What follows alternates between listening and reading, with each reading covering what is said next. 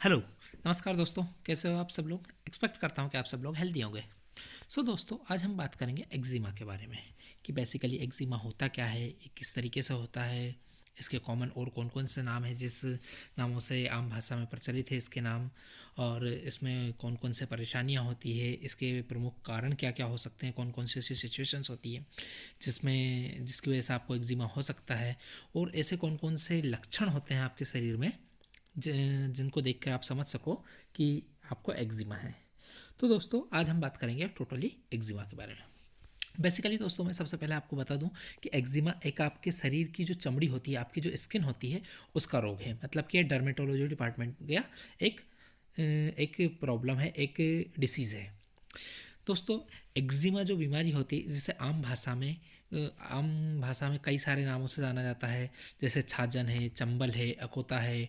आपके एरिया में हो सकता है कि और कोई सा भी नाम हो सकता है कि और कोई सा भी नाम हो जो आप जिस नाम से इस बीमारी को जाना जाता है। जैसे कुछ एरिया में इसे पामा के नाम से भी कहा जाता है। तो बेसिकली आज हम जानेंगे कि एक्जिमा होता क्या है। तो दोस्तों, मैं आपको बता दूं कि एक्जिमा क्या होता है कि जैसे खाज होती है हमारे शरीर पे, या खुजली होती है, जलन होती है, या छोटी छोटी दर्द होने वाली छोटी छोटी बारीक बारीक सी फुंसियाँ होती है, यहाँ से एक्जिमा की शुरुआत होती है। तो दोस्तों, ये जो छोटी छोटी सी फुंसियाँ होती है, या छोटे छोटे छोटे से आपकी स्किन पे जो दाने बन जाते हैं, ये खुजाते खुजाते एक घाव का रूप धारण कर लेते हैं। मतलब कि जैसे कि आपके शरीर पर एक छोटी सी फुंसी हुई, आपने उसे खुजा लिया, और खुजाने खुजाने के बाद उसमें से एक लिक्विड सिक्रेशन हुआ या नहीं भी हुआ, दोनों सिचुएशन हो सकती है, और वो एक घाव बन जाता है। और जो घाव होता है वो थोड़ा थोड़ा सा और बड़ा होने लग जाता है। तो दोस्तों, जो एक्जिमा के जो फफोले और फुंसियाँ वगैरह होती है, इनके ऊपर कई सारे जीवाणु है, विषाणु मतलब बैक्टीरिया और वायरस है, या फिर कहते हैं जो सबसे घातक इसमें हो सकता है वो हो सकता है कि फंगल इन्फेक्शन भी अगर इसके साथ साथ हो जाए तो बड़ी प्रॉब्लम वाली बात हो जाती है। एक्जिमा की जो सिचुएशन होती है, जैसे आप स्क्रीन पे देख सकते हैं, कुछ इस टाइप के आपको दिखेगा। ये जैसे आप देख पा रहे हो, ये हाथों की हथेली में हुआ एक्जिमा है, या फिर ये है जो आपकी पीठ के ऊपर हो सकता है, पेट के ऊपर हो सकता है, इस टाइप से। कि अगर आपको कभी किसी के बॉडी पे दिखता है या आप अपने शरीर पे देखते हो तो आप समझ सकते हो कि ये एक्जिमा है। तो एक्जिमा के ये जो नाम है कुछ, जैसे छाजन है, चंबल है, अकोता है, पामा है। दोस्तों, अब हम बात करेंगे जो छाजन, चंबल या अकोता जैसी बीमारी है, इसके कारण क्या होते हैं। मेनली अगर कोई सी भी बीमारी है तो बिना किसी कारण के तो होगी नहीं। तो इसके लिए ऐसे कौन कौन से कारण हैं जिसकी वजह से आपको एक्जिमा, आपको या आपके पेशेंट को या आपके किसी करीबी को एक्जिमा हो सकता है। तो दोस्तों, इसका कोई विशेष कारण कई बार नहीं होता, लेकिन इसके बहुत सारे कारण होते हैं जिनकी वजह से हो सकता है। आप यकीन नहीं करोगे कि कई बार आप जो क्रीम लगाते हो वो, या फिर पाउडर, लिपस्टिक, या फिर शैम्पू, या फिर साबुन, या फिर ये मान के चलो प्लास्टिक के जूते, रबर के जूते, कई बार आप जो हाथों में दस्ताने पहनते हो जिन्हें ग्लव्स बोलते हैं, ग्लव्स पहनते हो, तो उनकी वजह से हो सकता है, जो काफ़ी लंबे टाइम तक पहन के रखा जाता है उन लोगों को खासकर।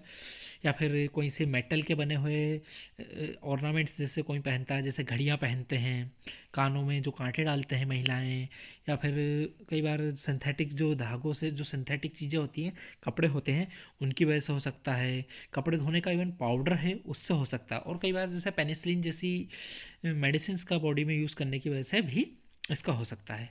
ये तो है जो फिजिकल रीज़न कौन कौन से हो सकते हैं। इसके अलावा एक और चीज़ हो सकती है, जैसे आपका डाइजेशन सही नहीं रहता, आपको कब्ज रहता है, आपको पाचन की प्रॉब्लम है, डाइजेशन की प्रॉब्लम है, तो उसमें भी आपको एक्जिमा से सफ़र करना पड़ सकता है। कई बार जो सूरज की अल्ट्रावायलेट रेज होती है उनकी वजह से एक्जिमा हो सकता है। कई बार आपके जो ब्लड होता है उसमें कोई सी डिसीज़ होने की वजह से हो सकता है। कई बार बहुत सारे बैक्टीरियल और वायरस के जो इन्फेक्शन होते हैं उनकी वजह से हो सकता है। या फिर महिलाओं में कई बार मासिक धर्म की जो गड़बड़ी होती है उसकी वजह से हो सकता है।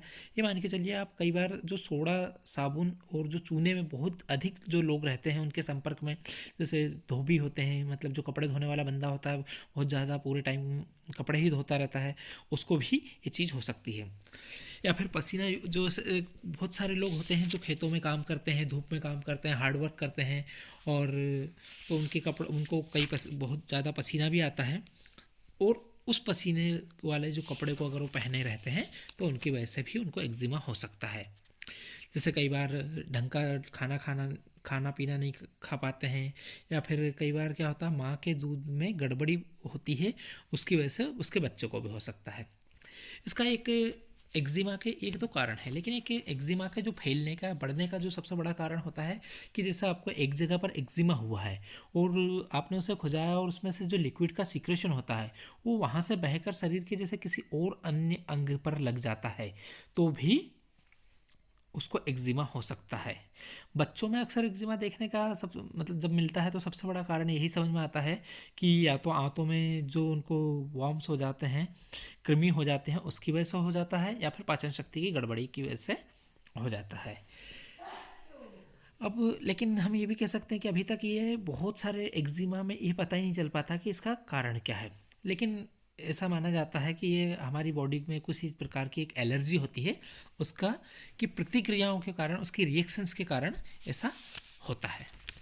तो दोस्तों ये तो हुआ कारण। अब हमें कैसे माने कि भैया कौन सी बीमारी है आपकी बॉडी के ऊपर, मतलब आपकी स्किन के ऊपर कई बार बहुत सारे टाइप की फुंसियाँ होती है और बहुत सारे टाइप के फंगल इन्फेक्शन होते हैं, बहुत सारी बीमारियां होती है जैसे स्कैबिस है, रिंगवॉर्म है, तो उससे आप ना मतलब एक्जिमा को कैसे डिफ्रेंशिएट करें।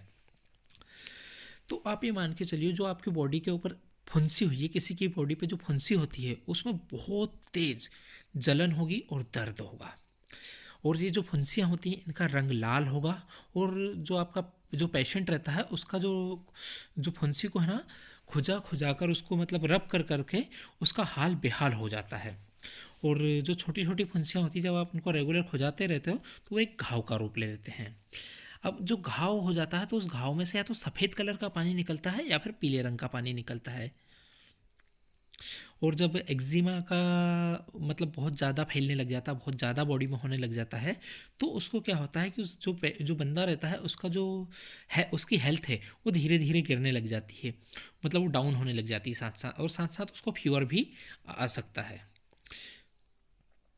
ये शुरुआत में त्वचा में जो आपकी स्किन होती है वो लाल रहता है, छोटे छोटे फपोले बन जाते हैं, पानी निकलता है, पानी टपकता हो सकता है, और या फिर कई बार उसमें स्वेलिंग भी आ सकती है। और जब एक्जिमा का में जैसे मान लो कोई फफूला हो गया है, फूल गया और वहाँ का पानी निकला है, और जब पानी निकल जाने के बाद वहाँ पर एक छोटा सा दाग भी रह जाता है, और जो दाग रहता है तो वहाँ पर काफ़ी वो कड़क कड़क सा वो जो स्किन होती है वो कड़क रह जाती है। तो दोस्तों ये तो हुई कि मतलब इसके लक्षण कौन कौन से हैं एक्जिमा के, जिससे आप समझ सको कि आपके बंदे को एक्जिमा है कि नहीं। सो दोस्तों आज हमने बात करी एक्जिमा या छाजन या चंबल या अकूता के बारे में कि इसके कारण क्या क्या होते हैं, इसके लक्षण क्या क्या होते हैं, इससे बच के कैसे रहें। तो अगर आपको मेरी दी हुई जानकारी पसंद आई हो तो प्लीज़ मेरे चैनल को लाइक करें, शेयर करें, सब्सक्राइब करें। Have a great day ahead.